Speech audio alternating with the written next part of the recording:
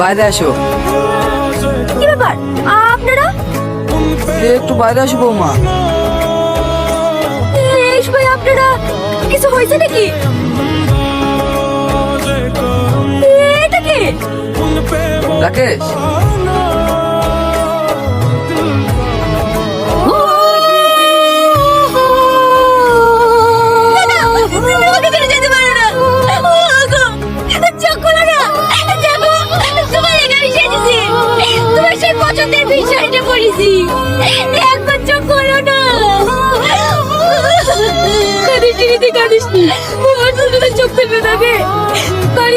একটা ডাক্তারের সাথে অ্যাক্সিডেন্ট করে মারা গেছে।